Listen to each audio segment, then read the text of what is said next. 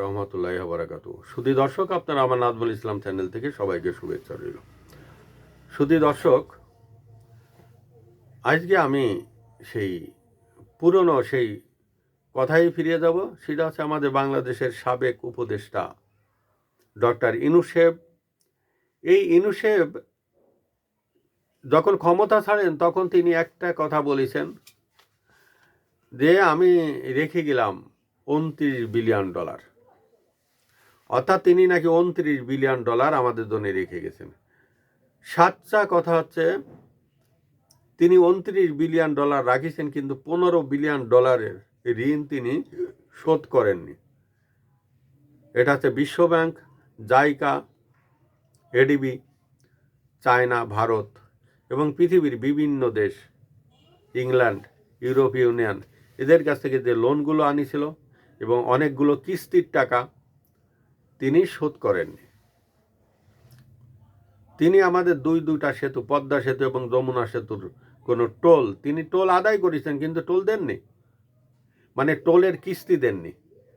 সাবেক প্রধানমন্ত্রী শেখ হাসিনা সপ্তম এবং অষ্টম কিস্তির টাকা 336 কোটি টাকা তিনি কিস্তিটা শোধ করে গেছেন, কিন্তু ইউনূস সরকার এসে 18 মাসের ভিতরে একটা টাকাও কাউকে দেয়নি, কিন্তু তিনি সব টাকাগুলো উঠায় খাইছেন।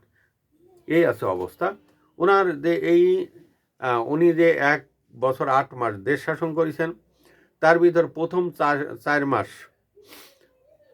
এর আগের টাকা ছিল, সেই টাকাটা তিনি ভাঙ্গে খাইছেন এবং 1 বছর 4 মাসের বাজেট তিনি করেছেন। সেই 1 বছর 4 মাসের মাস পেতে আসে তিনি বাজেট কাটছাট করেছিলেন। তা উনার শাসনকাল উনি যেটা আমরা ধরতে পারি যে 1 বছর 4 মাস উনি যে বাজেটটা উপভোগ করেছেন, এই 1 বছর 4 মাসে তিনি ঋণ করেছেন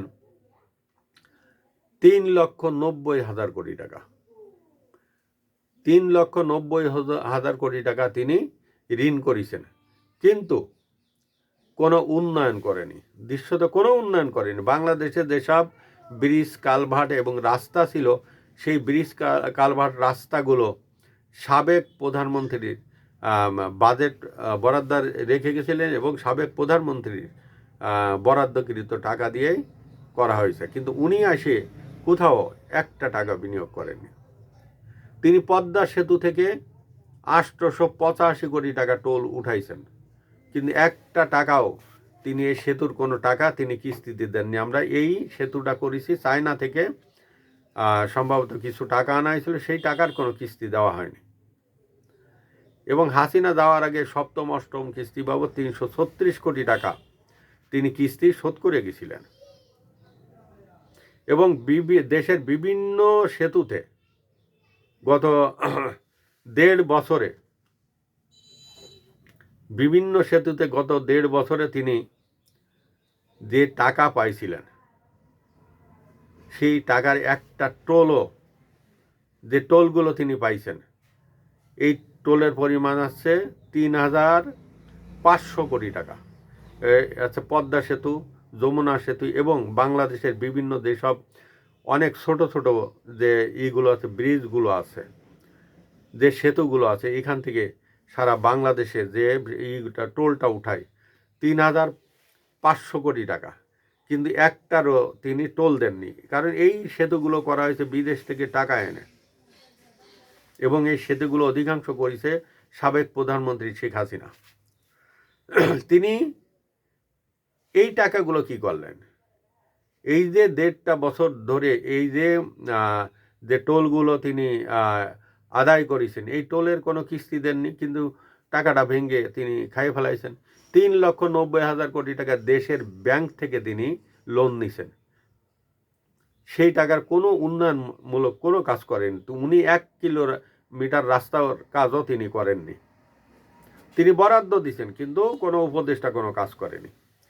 তিনি 14 বার বিদেশে ভ্রমণ করেছেন, যেটা বাংলাদেশের 54-55 বছরের ইতিহাসে কোনো সরকার এটা করেনি, কোনো এতবার। এবং বিদেশে যেয়ে তিনি 5 স্টার অর্থাৎ লাক্সারিয়াস হোটেলে তিনি থাকিছেন, যেটা ব্যয়বহুল, অনেক ব্যয়বহুল। যেসব হোটেলে ইউরোপীয় ইউনিয়নের দেশগুলো এবং আমেরিকার রাষ্ট্রপতি, ব্রিটেনের রাষ্ট্রপতি, চায়নার রাষ্ট্রপতিরা, এরা থাকে, ভারতের রাষ্ট্রপতিরা এইসব হোটেলে যেয়ে থাকে। সেই সব হোটেলে যেয়ে তিনি তার দলবল সহ যে সেখানে তিনি রাত কাটাইছেন এবং কোটি কোটি টাকা, বাংলাদেশি টাকা তিনি গচ্ছা দিয়েছেন। এবং এই খরচ বাবদ এই বাংলাদেশের টাকশাল থেকে সেই টাকাগুলো তিনি দিছেন। এই করে দেশকে একদম ধ্বংস করে দিয়ে গেছেন। এবার দেশের কথা আসি। তিনি দেশের ভিতরে বাংলাদেশের ইন্টারকন্টিনেন্টাল হোটেল, যেটাকে আগে বলা হতো শেরাটন হোটেল, এই শেরাটন হোটেল তিনি এবং তার চেলাফেলা, তার আশেপাশে যে লোকগুলো থাকে, তারা এই ইন্টারকন্টিনেন্টাল হোটেলে 60 কোটি টাকা কোনো বিল দেননি, সেই টাকাটা মানে বাকি, এই হোটেলটার টাকা দেওয়া হয়নি। তারপরে সর্বশেষ আমি একটা কথা বলবো, যে উনার চারিপাশে যেসব লোকজন আছে, যেসব ছাত্র উপদেষ্টারা আছে, যেসব ছাত্ররা উনার ঘাড়ে ভর দিয়ে চলে, সেই ছাত্ররা একসময় ইউনিভার্সিটির মধুর ক্যান্টিনের কথাই বলি, ক্যান্টিন অনেকই আছে, সেখানে তারা 70 টাকা বিল দিতে পারেনি। এখন সেই সব ছাত্ররা প্রাডো গাড়িতে চড়ে বেলায়, রোলস রয়েলস গাড়িতে ওঠে। এক ছাত্র নাকি F8 গাড়ি কিনেছে। এ আছে উনার এই দুর্নীতির খতিয়ান। তবে সর্বশেষ একটা জিনিস কি জানেন, যে উনার দুর্নীতির খতিয়ান লিখতে গেলে তা বিষাদ সিন্ধুর মতন একটা বই হয়ে যায়। F10 ফাইলের মতন অনেকগুলো ফাইল হয়। আর এই ভিডিওটা যখন করছি, তখন আমি দেখলাম একটা টিভিতে টক শোতে বলছে উনার উপদেষ্টা রেজওয়ানা তার 1200 কোটি টাকার দুর্নীতির মামলা এখন দুদকে। শুধু দর্শক, আমার চ্যানেলটা আপনারা সাবস্ক্রাইব এবং ফলো দিয়ে আমার সাথে থাকবেন। আসসালামু আলাইকুম ওয়া রাহমাতুল্লাহি ওয়া বারাকাতুহু।